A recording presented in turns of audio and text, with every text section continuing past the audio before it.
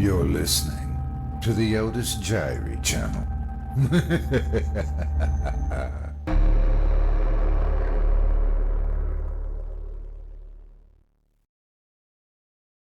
Afraid of What's in the Shadows by the CREEPSWORK, performed by Otis Jiry.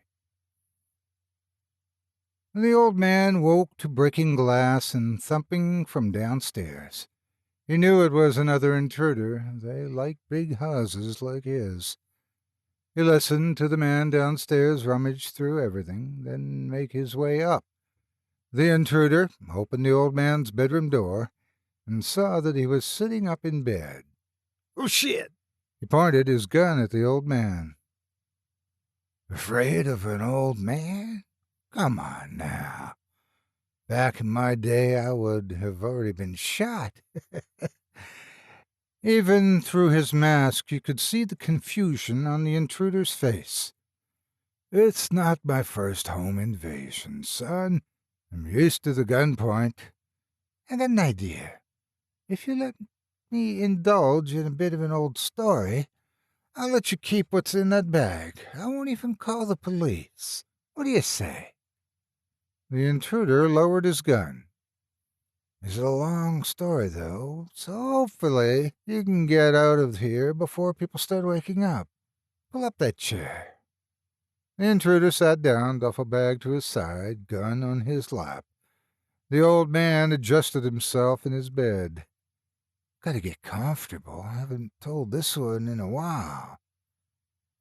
It was 1967. I was a young man, around 25. It was during February when it started. We had heard of killings happening in the surrounding towns. We all thought it was a Zodiac killer, but his style was different. More clean, completely untraceable, even for today's law enforcement. They say the victim would vanish without a trace in one night. Only things left were maybe stuff that they were carrying. Actually, murders, that's the wrong word. These people would disappear for good, then declared dead. The only reason we knew someone was behind it was because few people said they saw a dark figure walk out of an alley they just heard screams come from. No one ever got a good look at him, though. This man would continue to kill for another 5 months. In total, 60 people disappeared and were presumed dead by this man. Well, the towns finally got smart and started a curfew. To enforce this, they started turning off the streetlights. Guess that guy was afraid of the dark just as much as he made everyone afraid of it, too. When the killing stopped in those towns, the curfews dropped, and it seemed like the man had left them alone finally. All they did was force him to the town I was in. Of course, by this time we were all aware of this man, and we were careful not to stay out late. However, me and a friend were certain of our abilities to take this guy out. We were ambitious. We had a sense of duty to our town to stop this guy. So one night we headed out, knives, flashlights, and our courage. We spent half the night avoiding the places he usually struck. We didn't want to admit it, but we were too scared to face him head on. It was about an hour before sunlight, and we had finally decided to go down an alley that was, well, lit. Still, too scared to actually go down a dark alley. It seemed as though maybe this man wasn't here. We looked everywhere within eyeshot, but this small opening between two buildings was pretty dark. Unfortunately, there were ventilation tubes blocking the view from our flashlights. We did rock, paper, scissors to decide who went in. My friend lost. He slowly entered the opening. He got to the back and announced there was nothing. But when he shined his light back at me, it was blocked by a figure. I'm sure both our hearts stopped right then.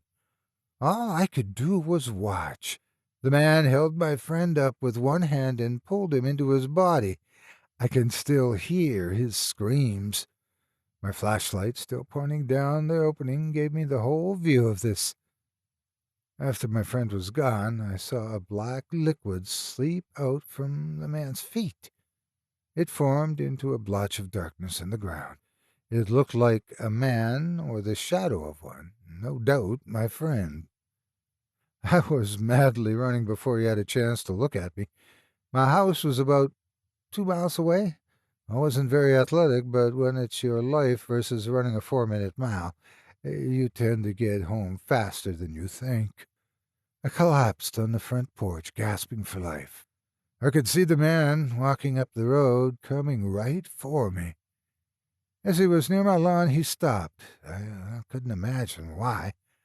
In my rush, I hadn't noticed it was getting lighter out, and as soon as the sun peeked out, he was gone.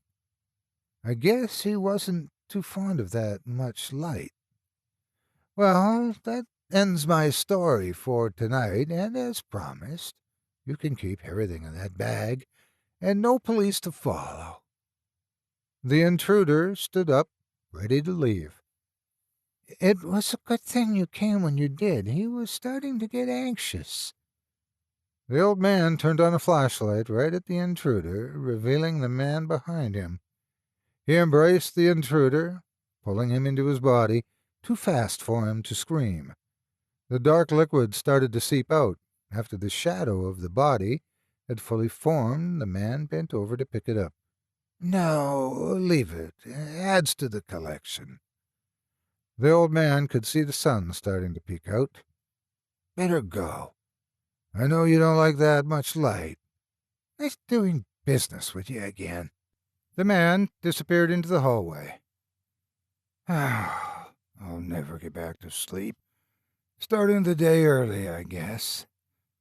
The old man turned on a lamp, revealing his floor covered in shadows of bodies.